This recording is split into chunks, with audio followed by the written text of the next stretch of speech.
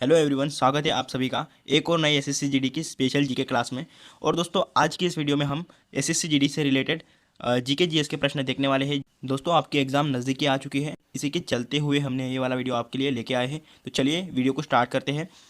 कक्षा अनुसंधान एवं विकास संगठन डीआरडीओ का मुख्यालय कहाँ पर स्थित है? तो दोस्तों, ऑप्शन सी नई दिल्ली में स्थित हो जाएगा डीआरडीओ का मुख्यालय। तो आइए एक्स्ट्रा पॉइंट के साथ जान लेते हैं थोड़ा। दोस्तों, रक्षा अनुसंधान एवं विकास संगठन डीआरडीओ का यहाँ पे फुल फॉर्म हो जाता है defence research and development organisation. तो ये डीआरडीओ का फुल फॉर्म हो जाता है और इसकी स्थापना हुई थी 1958 में। मुख्यालय इसका नई दिल्ली में और अध्यक्ष कौन है वर्तमान में? समीर वी कामत अध्यक्ष हो जाएंगे डीआरडीओ के। आगे का क्वेश्चन देख लेते हैं। संघ लोक सेवा आयोग यूपीएससी का मुख्यालय कहाँ पर स्थित है? तो दोस्तों, यूपीएससी का मुख्यालय कहाँ पर स्थित है? ऑप्शन सी नई दिल्ली में यूपीएससी का मुख्यालय स्थित है। तो इसे भी आप इंपॉर्टेंट करके रख सकते हैं दोस्तों यूपीएससी को ही संघ लोक सेवा आयोग कहा जाता है और यूपीएससी का फुल फॉर्म हो जाता है यूनियन पब्लिक सर्विस कमीशन। ठीक है, आपको ये याद रखना है। आइए इसी के ऊपर भी एक्स्ट्रा पॉइंट के साथ जान लेते हैं। यहाँ पे दोस्तों, यहाँ पे हमने देखा है यूनियन पब्लिक सर्विस कमीशन, इसका फुल फॉर्म हो जाता है। और अध्यक्ष कौन है वर्तमान में? मनोज सोनी हो जाएंगे वर्तमान में अध्यक्ष।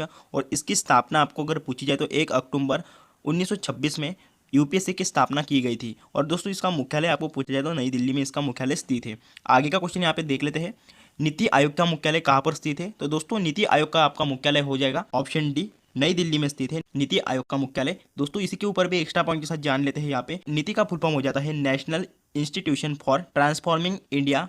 नीति आयोग का ये फुल फॉर्म हो जाता है। अध्यक्ष है वर्तमान में नरेंद्र मोदी। स्थापित किया गया था इसको 1 जनवरी 2015 में। उपाध्यक्ष है श्री सुमन बेरी और सीईओ कौन है वर्तमान में? वी आर सुब्रमण्यम हो जाएंगे आपके नीति आयोग के सीईओ। आगे का क्वेश्चन देख लेते हैं दोस्तों।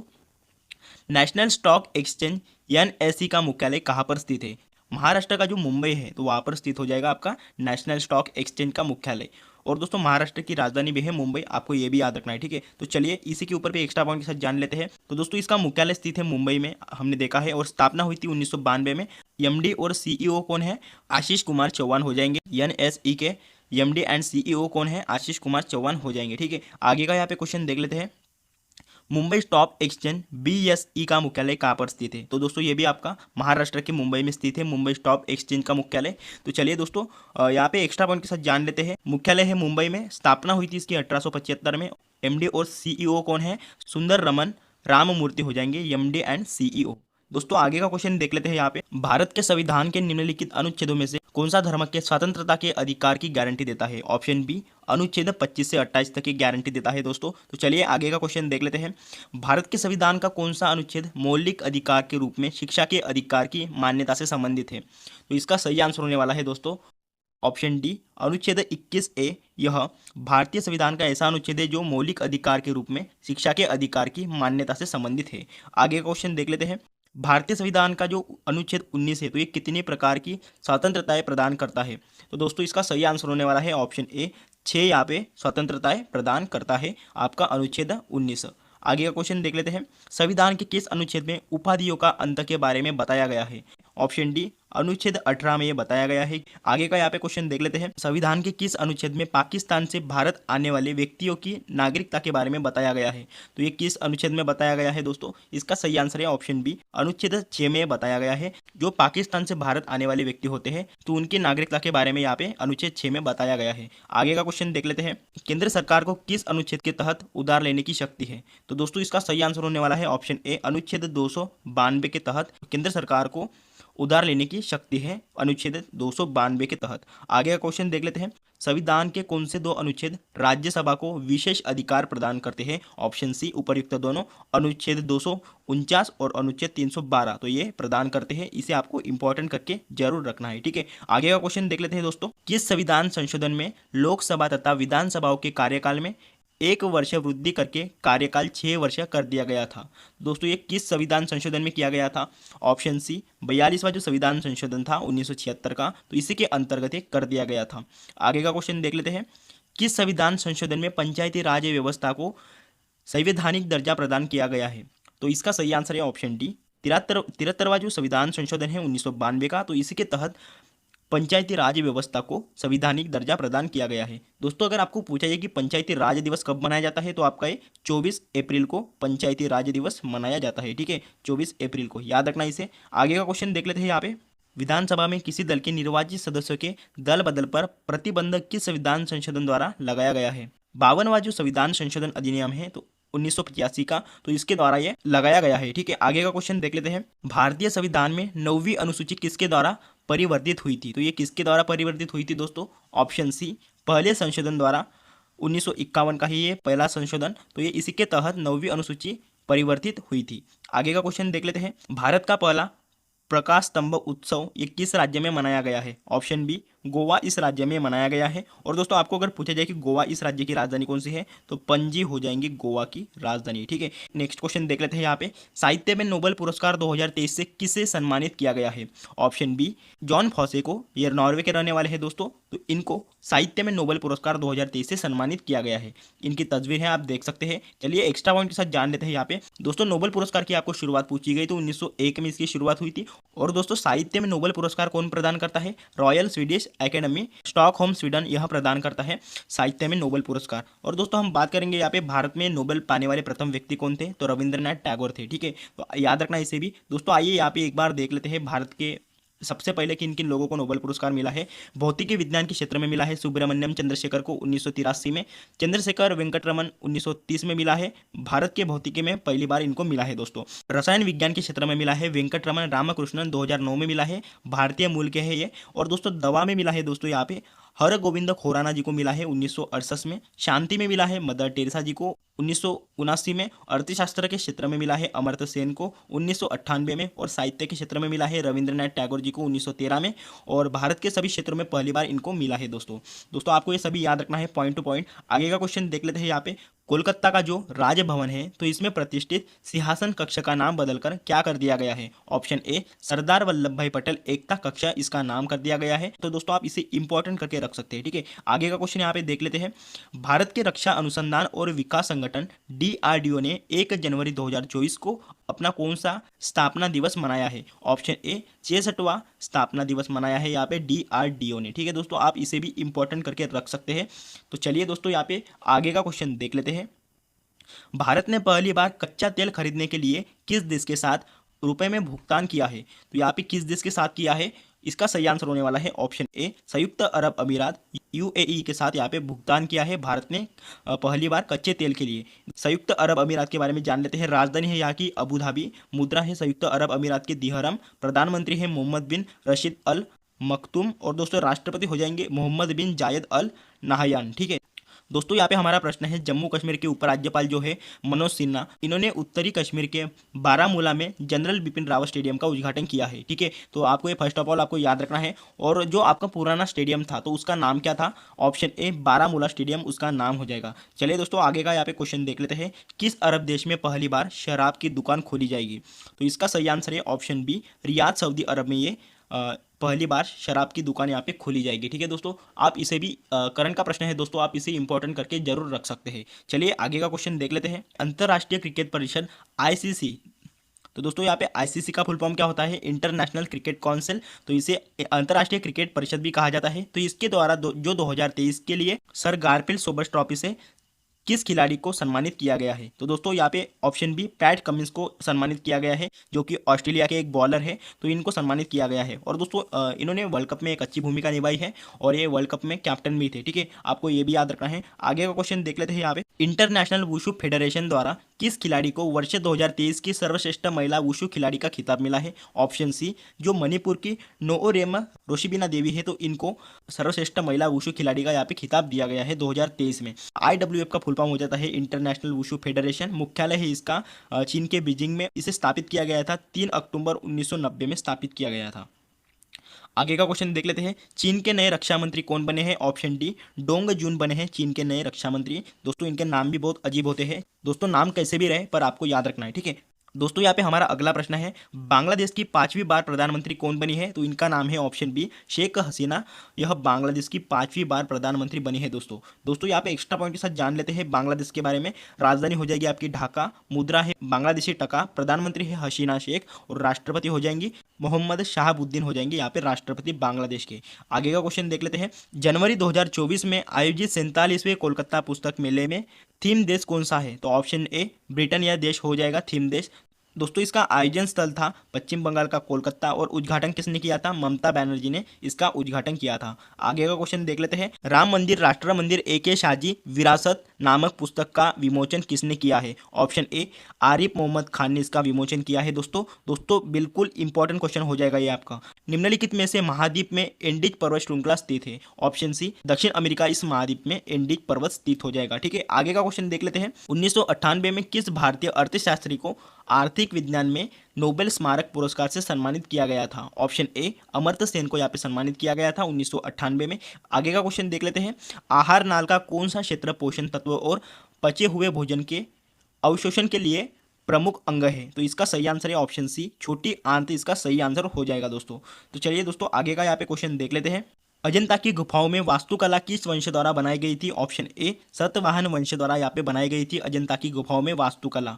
चलिए आगे का क्वेश्चन देख लेते हैं। भारतीय संविधान सभा की प्रथम बैठक की अध्यक्षता किसने की थी? ऑप्शन ए सच्चिदानंद सिन्हा जी ने की थी भारतीय संविधान सभा की प्रथम बैठक की अध्यक्षता। दोस्तों एक्स्ट्रा पॉइंट के साथ जान लेते हैं। 9 दिसंबर 1946 को संविधान सभा ने अपनी पहली बैठक की थी और डॉक्टर सच्चिदानंद सिन्हा को विधानसभा के अस्थायी अध्यक्ष रूप में चुना गया था यहाँ पे। और 11 दिसंबर 1946 को डॉक्टर राजेंद्र प्रसाद और एच.सी. मुखर्जी को बाद में विधानसभा के अध्यक्ष और उपाध्यक्ष के रूप में यहाँ पे चुना गया था। ठीक है दोस्तों, आपको ये सभी याद रखने हैं। भारत के सर्वोच्च न्यायालय का उद्घाटन कब हुआ था? ऑप्शन डी 28 जनवरी 1950 को हुआ था भारत का जो सर्वोच्च न्यायालय है तो इसका उद्घाटन। ठीक है दोस्तों, अनुच्छेद 124 में आता है सर्वोच्च न्यायालय। सर्वोच्च न्यायालय संविधान का संरक्षक होता है। भारत के संघीय न्यायालय की स्थापना कब हुई थी? तो 1 अक्टूबर 1937 को हुई थी भारत के संघीय न्यायालय की स्थापना। आगे का क्वेश्चन देख लेते हैं। जागोई भारतीय शास्त्रीय नृत्य की निम्नलिखित में से किस रूप की एक प्रमुख शैली है? ऑप्शन ए मणिपुरी इस रूप की एक प्रमुख शैली है जागोई भारतीय शास्त्रीय नृत्य की। चलिए आगे का क्वेश्चन देख लेते हैं। निम्नलिखित में से किस आयोग की सिफारिश के आधार पर भारतीय रिजर्व बैंक की स्थापना की गई थी?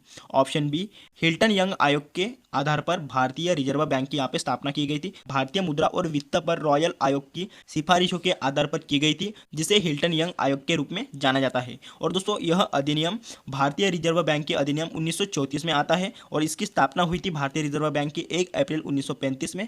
मुख्यालय है इसका मुंबई महाराष्ट्र में। प्रथम भारतीय गवर्नर कौन है? सी.डी. देशमुख। और वर्तमान में गवर्नर कौन है? शक्तिकांत दास जी। चलिए आगे का क्वेश्चन देख लेते हैं दोस्तों। किस साम्राज्य की स्थापना संगम राजकुमार हरिहर और बुक्का ने की थी? तो इसका सही आंसर है ऑप्शन सी विजयनगर साम्राज्य की यहाँ पे स्थापना राजकुमार हरिहर और बुक्का ने की थी। विजयनगर साम्राज्य की स्थापना कब की थी? अगर आपको ये पूछा जाए तो 1337 में यहाँ पे विजयनगर साम्राज्य की यहाँ पे स्थापना की थी। आगे का क्वेश्चन देख लेते हैं। कौन सा राजवंश अपनी नौसैनिक शक्ति के लिए प्रसिद्ध था? तो इसका सही आंसर है दोस्तों ऑप्शन सी चोल। यह राजवंश अपनी नौसैनिक शक्ति के लिए प्रसिद्ध था।